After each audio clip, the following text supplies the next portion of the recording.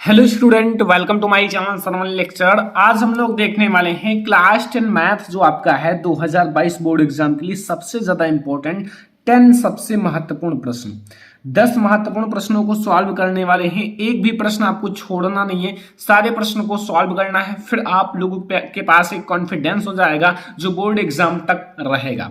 इस वीडियो को लाइक कर देना, चैनल पर नया हो सब्सक्राइब कर लेना और एक एक क्वेश्चन को समझते रहना, एक एक क्वेश्चन को स्टेप बाय स्टेप। ठीक है, पहला प्रश्न आप लोगों को दिख रहा है कि जो पाई है, पाई क्या है? एक परिमेय संख्या है या एक पूर्णांक संख्या है या अपरिमेय संख्या या इनमें से कोई नहीं। आपके पास बोर्ड एग्जाम में जस्ट ऐसा ही ऑप्शन रहेगा। ए आपका एक पूर्णांक है, वी एक परिमेय संख्या, सी आपका एक अपरिमेय संख्या एंड डी इनमें से कोई नहीं। तो आप लोग क्या बताओगे? देखो, हमेशा जो पाई होता है ना, केवल पाई की बात की जा रही है, तो वो क्या होता है? एक अपरिमेय संख्या होता है। हमेशा याद रखना, ये बहुत ही ज्यादा इंपॉर्टेंट है। पाई जो होता है एक अपरिमेय संख्या होता है। ये हमारा है पहला प्रश्न। दूसरा, ठीक है, इसमें आपको ऑब्जेक्टिव भी देखने को मिलेंगे और बड़े बड़े क्वेश्चन भी देखने को मिलेंगे। लिखा क्या है कि जो द्विघात समीकरण है, यहां आपको एक द्विघात समीकरण दिख रहा हुआ है जो लिखा हुआ है 3x² minus 4x equal to 0 के मूलों का गुणनफल है। जो मूल होते हैं उनका गुणनफल आपको ज्ञात करना है। अब आप लोग तो ये जानते हो कि जो मूलों का गुणनफल होता है उसका फार्मूला क्या होता है, ये तो पता होगा क्योंकि मैंने ऑलरेडी पढ़ाया है इन सारी चीजों को। तो यहां आप लोगों को क्या लगाना है? जो मूलों का गुणनफल का फार्मूला क्या लगाना है? जो मूलों का गुणनफल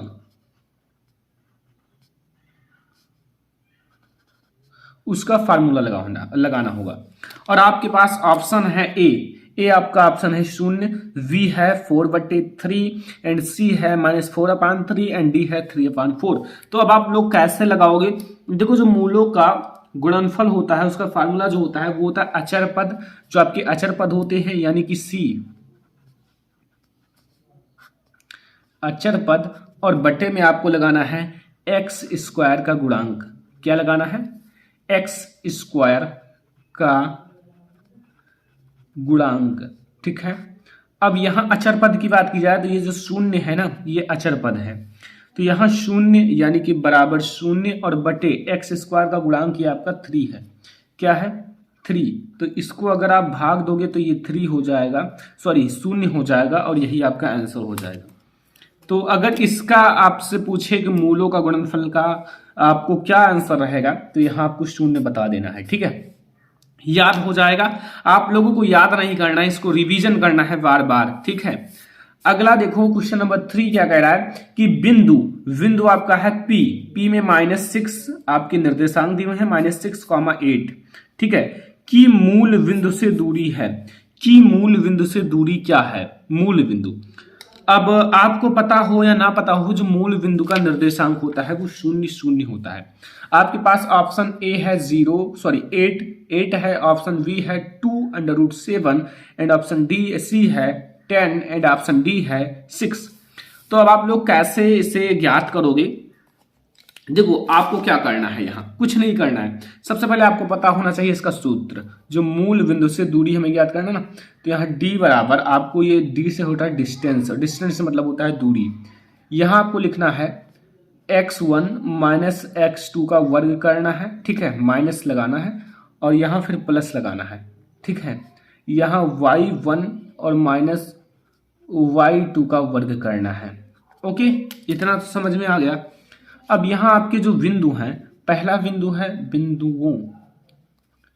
बिंदुओं आपके कौन कौन से हैं ये तो आपको पता होगा।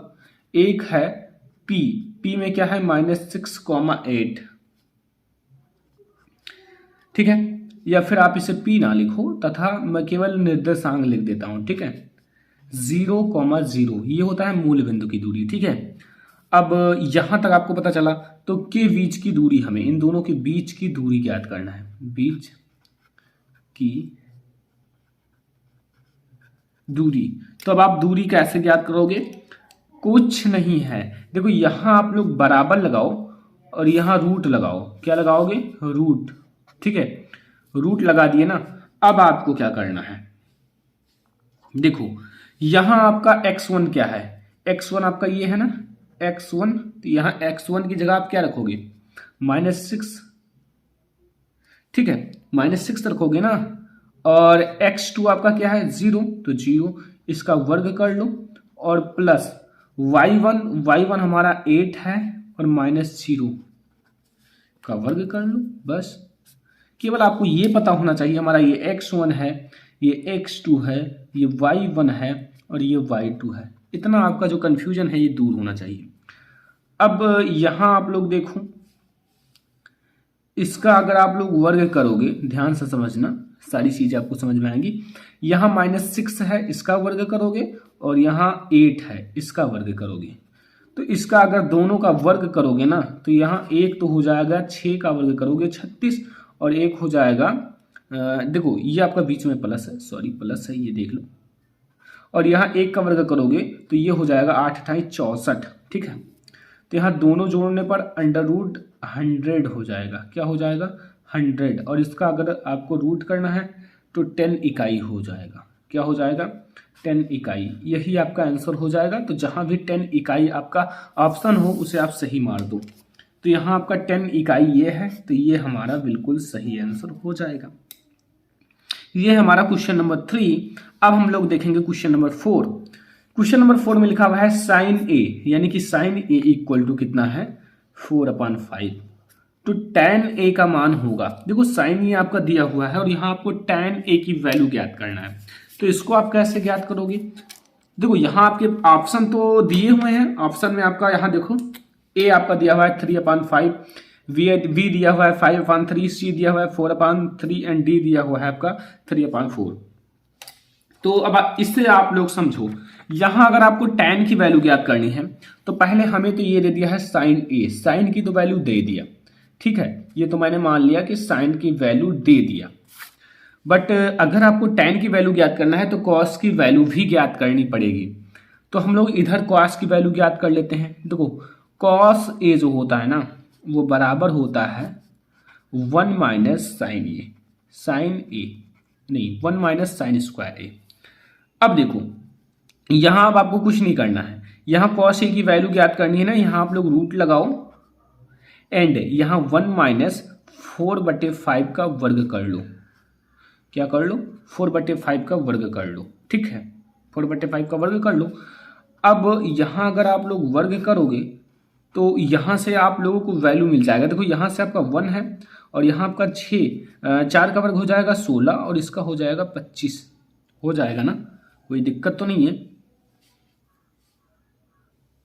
अब यहां से देखो cos a, ठीक है cos a की वैल्यू पता चल जाएगी, भी देखना यहां से आप 25 सेकंड में 25 में से आप 16 घटाओगे तो कितना हो जाएगा 9/25।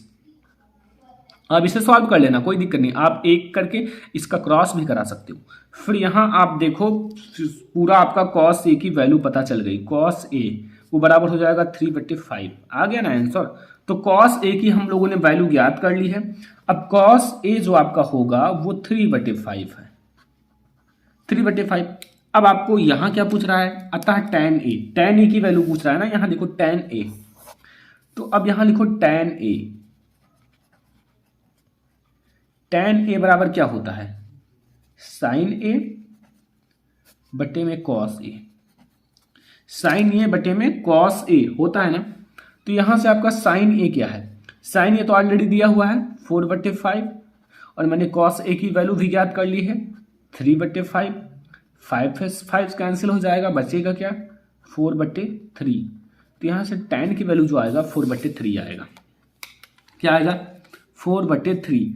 तो यहां से आपका ये वाला वैल्यू बिल्कुल सही हो जाएगा। यहां से मैंने tan की वैल्यू काफी आसानी से निकाल दिया ना। फिर अगर आप भी माइंड लगाओगे तो फिर आप भी तुरंत इसे निकालना सीख जाओगे, केवल आपको सूत्र आना चाहिए, ठीक है। अब हम लोग देखेंगे क्वेश्चन नंबर 5। क्वेश्चन नंबर 5 देखो, यहां लिखा हुआ है त्रिज्या 8 सेंटीमीटर वाले एक वृत्त के अंतर्गत खींचे जा सकने वाली वर्ग का क्षेत्रफल आपको ज्ञात करना है। किसका ज्ञात करना है, जो वर्ग है उसका क्षेत्रफल ज्ञात करना है। ए ऑप्शन है हमारा 256 सेंटीमीटर स्क्वायर, वी है 128 सेंटीमीटर स्क्वायर, सी है 64√2 सेंटीमीटर स्क्वायर एंड डी है आपका 64 सेंटीमीटर स्क्वायर। तो कैसे आप लोग ज्ञात करोगे, देखो इसके लिए आप लोग थोड़ा सा ध्यान रखना, आपको त्रिज्या दी हुई है, त्रिज्या दी हुई है ना। अब त्रिज्या से हम लोग व्यास भी ज्ञात कर सकते हैं। पहले तो देखो हम आपको सॉल्व कराते हैं।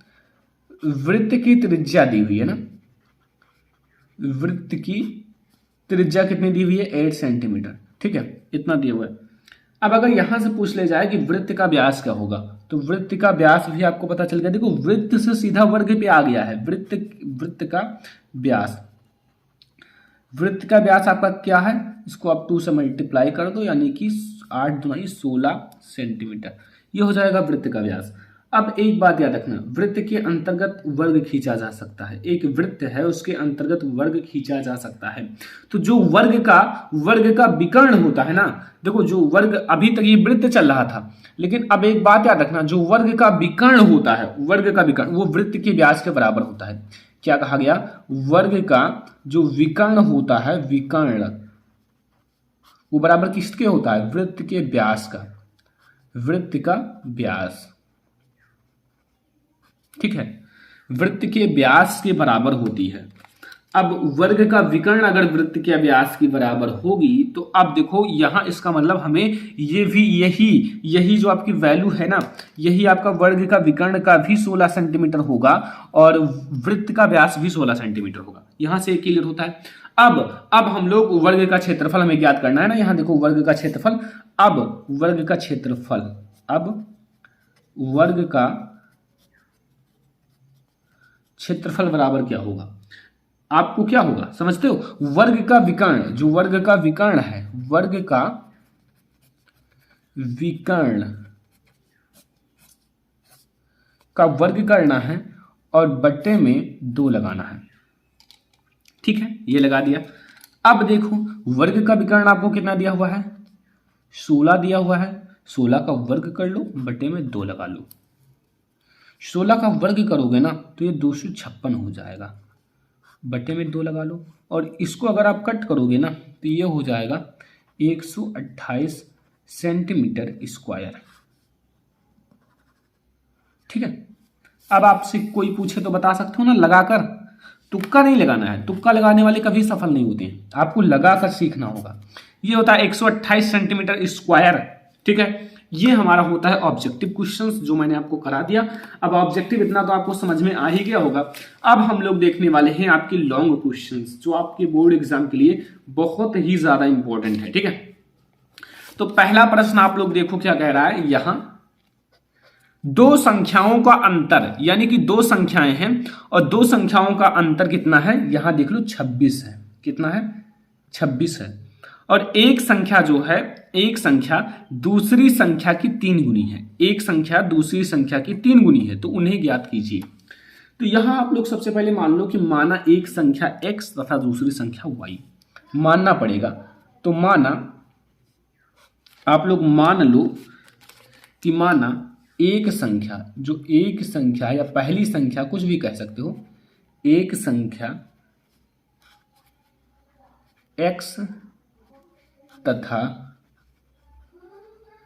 दूसरी संख्या y है। एक संख्या को मैंने x मान लिया और दूसरी संख्या को y मान लिया।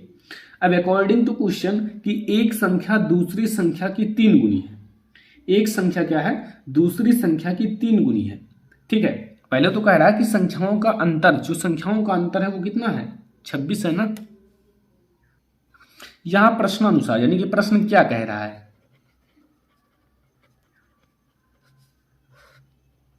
देखो कह रहा है कि 2 संख्याओं का अंतर, यानी कि x minus y equal to 26, ठीक है। ये दोनों संख्याओं का अंतर हो गया।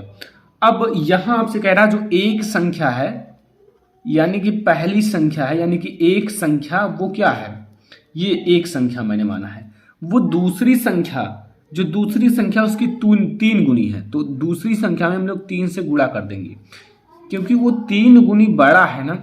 और अगर 3 गुनी बड़ा है तो इन दोनों को बराबर दिखाने के लिए हम लोग इसमें गुणा करेंगे, ठीक है। अब यहाँ x है और बराबर 3y है, क्या है, 3y, ओके, 3y है। इसे आप इक्वेशन नंबर फर्स्ट नाम दे दो, ये आपका इक्वेशन नंबर फर्स्ट है और ये हमारा इक्वेशन नंबर सेकंड है। यहां से पता चला। अब देखो समीकरण एक में आप x का मान रख दो, समीकरण एक में x का मान रख दो, तो समीकरण एक में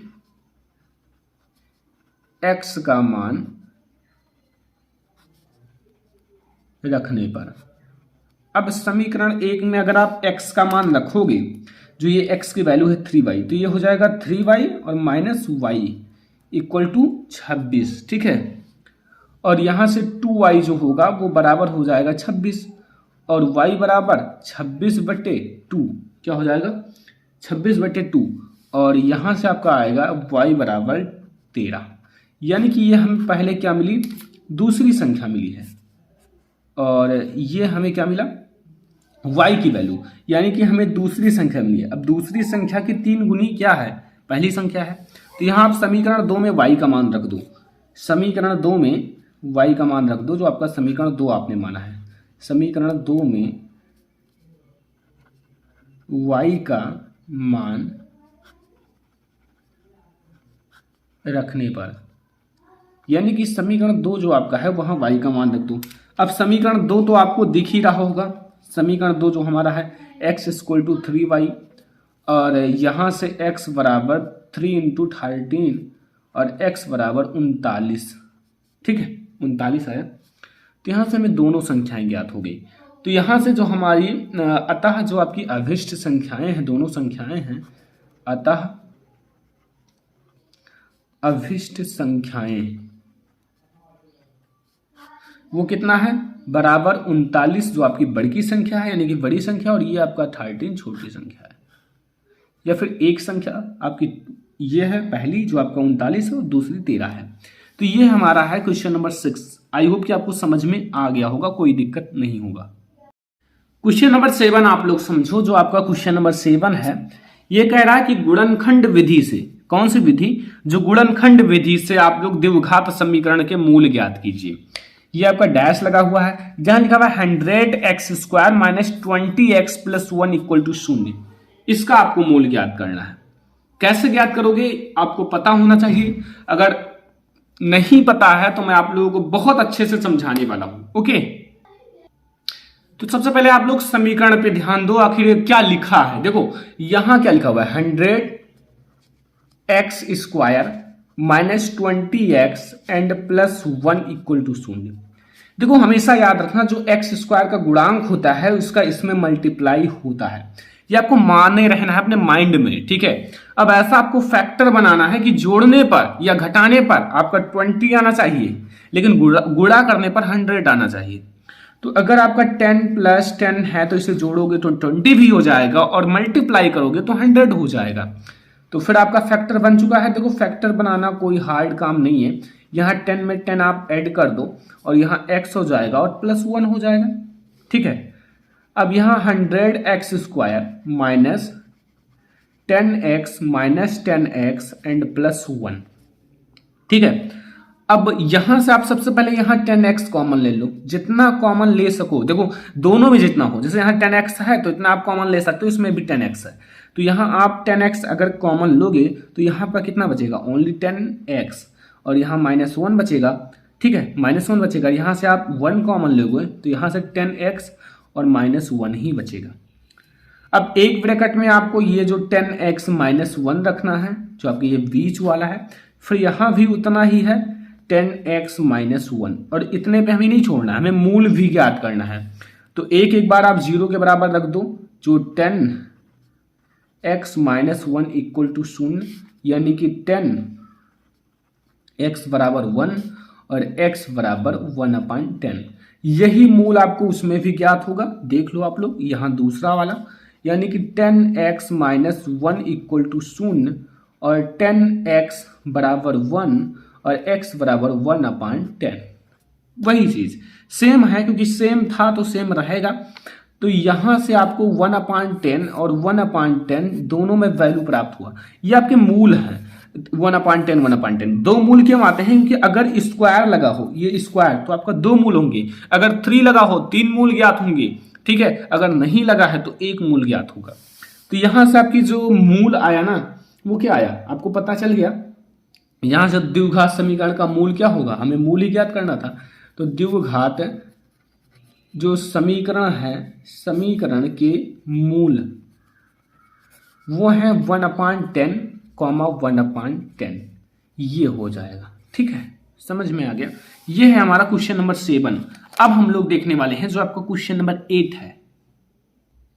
क्वेश्चन नंबर 8 ध्यान से समझो क्या लिखा हुआ है। यहां आपको संरेखीय सिद्ध करना है, संरेखीय। तो अब आप लोग कैसे सिद्ध करोगे, अभी मैं आपको पूरा जो आपका कंफ्यूजन है वो दूर हो जाएगा। सबसे पहले आप पढ़ो क्या लिखा हुआ है। आपको यहाँ k की वैल्यू ज्ञात करनी है, k का मान ज्ञात कीजिए।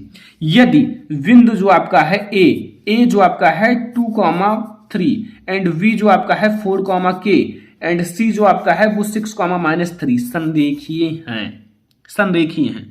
आपका अगर यहाँ k का मान शून्य हो जाए, k का मान शून्य हो जाए, अगर चूंकि जो तीनों बिंदु संरेखीय हैं इसलिए इससे बनने वाली त्रिभुज का क्षेत्रफल शून्य होगा। ये संरेखीय होंगे तो इनका जो त्रिभुज का क्षेत्रफल आएगा ना वो शून्य आएगा, या फिर आप कह सकते हो जो k की वैल्यू आएगी वो शून्य आएगी। इतना आपको याद होना चाहिए। ठीक है, तो सबसे पहले आप समझो जो त्रिभुज का क्षेत्रफल होता है उसका फार्मूला क्या होता है। सूत्र जो आपका है, सूत्र ये मैंने त्रिभुज बना दिया और ये बराबर है, बहुत बड़ा फार्मूला है 1/2 और बड़ा ब्रैकेट लगाओ x1 एंड अंदर आपको लिखना है y2 minus y3 and plus x2 and यहाँ आपको लिखना है y3 माइनस y1 और यहाँ आपको प्लस x3 और यहाँ आपको लिखना है y1 माइनस y2 और बड़ा ब्रैकेट बंद कर देना है। इतना आपको समझ में आया।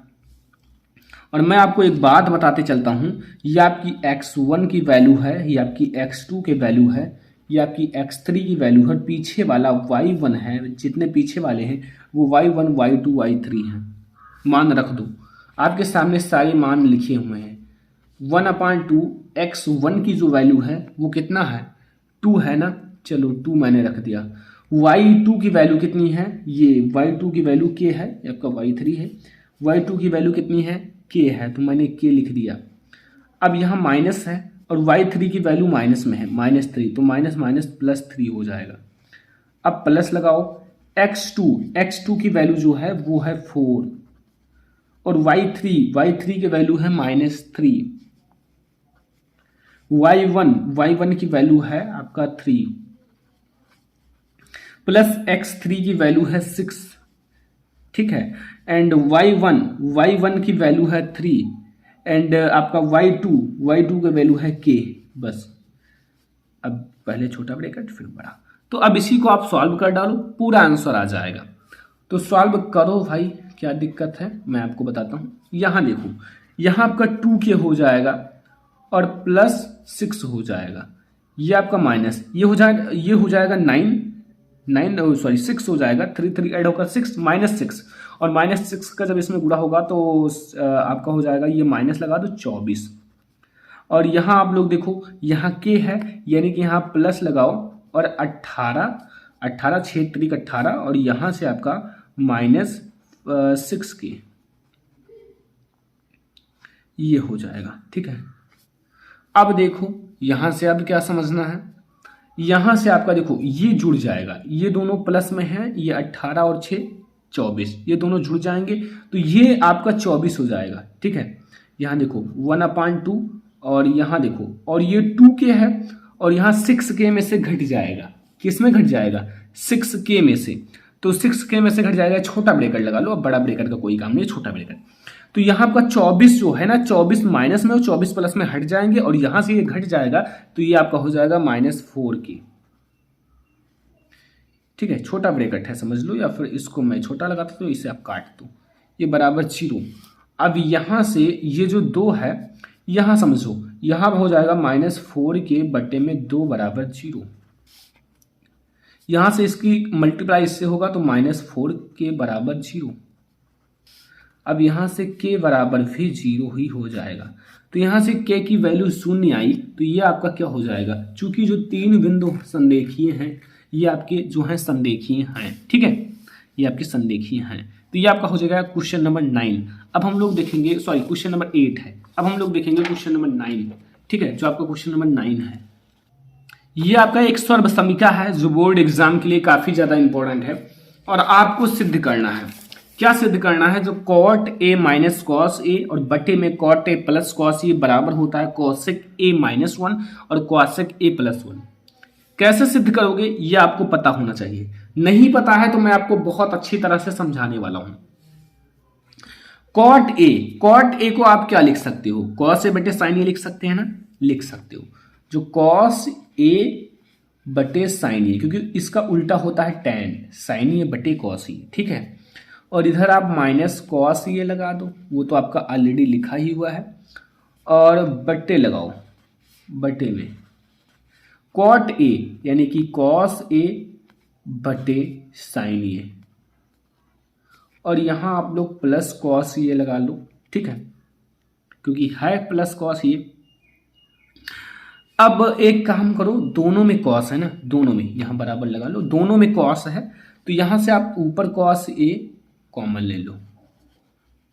इसी चीज को मैं इधर बता रहा हूं, अगर आप कॉस ए कॉमन ले लोगे तो यहां 1 बचेगा, यानी कि 1 अपान साइन ए, और यहां -1 बचेगा, बचेगा ना। चलो ठीक है, नीचे भी मैं कॉस ये कॉमन ले लेता हूं, कॉस ये मैंने कॉमन ले लिया और यहां बचा 1 अपान साइन ए, और यहां बचा +1।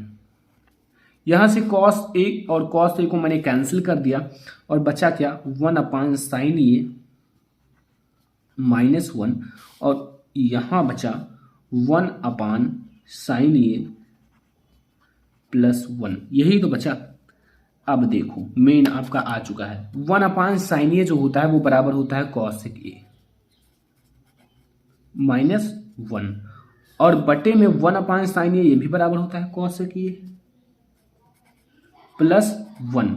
यही हमें सिद्ध करना था और ये हमारा सिद्ध हो चुका है। बस इतना सा काम करना था और काफ़ी ज़्यादा इजी है। अगर आप ध्यान से देखोगे तो इसमें है कुछ नहीं, थोड़ा सा आपको समझना था और वो भी आपको समझ में आ गया होगा।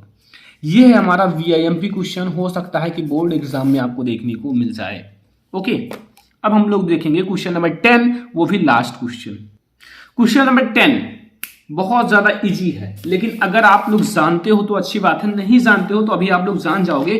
देखो हमेशा मैंने क्या किया है, जो आपके दो कोण यानी कि 2 कोण होते थे उसी का मैंने सवाल लगाया है। इसमें कोई भी मतलब आप लोगों का कोण नहीं दिख रहा है, ठीक है, यहां आपको कोई भी कोण का मान नहीं दिख रहा है, और यहां आप लोगों को कोण निकालना है, यानी कि यहां आपको थीटा की वैल्यू पता करना है। अभी तक मैंने बहुत सारे क्वेश्चंस लगवाए, लेकिन ये आपके लिए इंपॉर्टेंट है, ठीक है, छोटा क्वेश्चन है लेकिन आपके बोर्ड एग्जाम के लिए इंपॉर्टेंट है।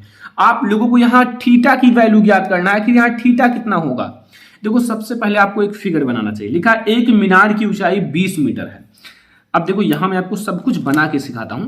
एक मीनार है, यहां नीचे समझ लो, एक मीनार है जिसकी ऊंचाई कितनी है? 20 सेंटीमीटर है, सॉरी 20 मीटर है। तो ये मीनार है जिसकी ऊंचाई 20 मीटर है, ठीक है। जमीन पर बनने वाली उसकी छाया की लंबाई, जमीन पर उसकी छाया बन रही है, ठीक है, जमीन पर क्या बन रही है? उसकी छाया, उसकी जो लंबाई है 20√3 मीटर है, 20√3। तो इस पर जो जमीन पर इसकी छाया बन रही है ये, ठीक है, 20√3 मीटर है, 20√3 मीटर। इसको आप मिला लो, ठीक है, मिला दिया गया। अब देखो यहां आप थीटा मान लो, क्योंकि हमें कोई वैल्यू नहीं दी हुई है। इसको आप ए मान लो, इसको आप बी मान लो, यहां 90 डिग्री का कोण बनेगा, इसको आप सी मान लो, ठीक है।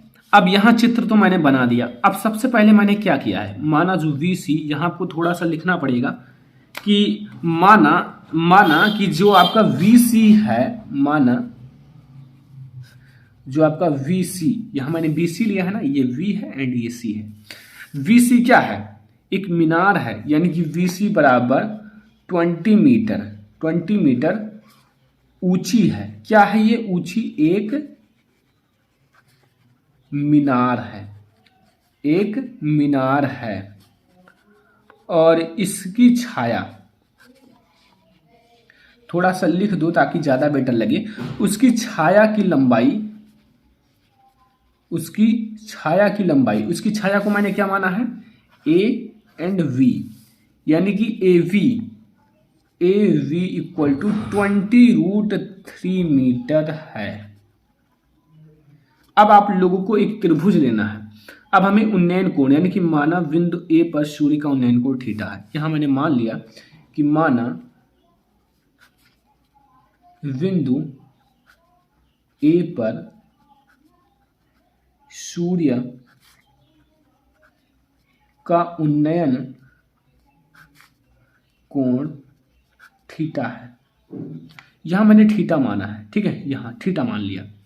अगर आप थीटा मानोगे तो यहां देखो आपका ये लंब है और ये आधार लिया है, तो लंब आधार दिया हुआ है, तो tan का मतलब पहले आप त्रिभुज ए बी सी में, ठीक है, ए बी सी में, त्रिभुज ए बी सी में अब आप tan थीटा लगाओ। tan थीटा जो है वो बराबर है बी सी, बी एंड सी जो आपका लंब है और बटे आधार ए बी, ठीक है। अब यहाँ tan थीटा बराबर ये 20/20√3 है। 20 से 20 कट कर दो और यहाँ बचेगा tan थीटा बराबर 1/√3। अब बताओ tan थीटा में 1/√3 किस डिग्री का मान होता है? tan थीटा में 1/√3 किस डिग्री का मान होता है? 30 डिग्री का। तो यहाँ से tan कट जाएगा, थीटा की वैल्यू आएगी 30 डिग्री। तो सूर्य का उन्नयन कोण 30 डिग्री होगा। यहाँ जो आपका ये थीटा है 30 डिग्री होगा। तो ये है हमारा जो 10 VIMP क्वेश्चन जो मैंने आपके सामने डिस्कस कर दिया। 10 जो मोस्ट इंपोर्टेंट क्वेश्चन है आपके बोर्ड एग्जाम के लिए। और आई होप कि आपको समझ में भी सारे क्वेश्चंस आ गए होंगे। ऑब्जेक्टिव कुछ थे, कुछ आपके सब्जेक्टिव थे, कुछ आपके लॉन्ग क्वेश्चन थे। तो यहाँ से आपको इस वीडियो को ज़्यादा से ज़्यादा लाइक करना है, शेयर करना है अपने फ्रेंड्स के साथ। चैनल पर नया हो सब्सक्राइब जरूर कर लेना। फिर हम लोग मिलेंगे किसी नेक्स्ट इंपॉर्टेंट वीडियो में। तब तक के लिए धन्यवाद।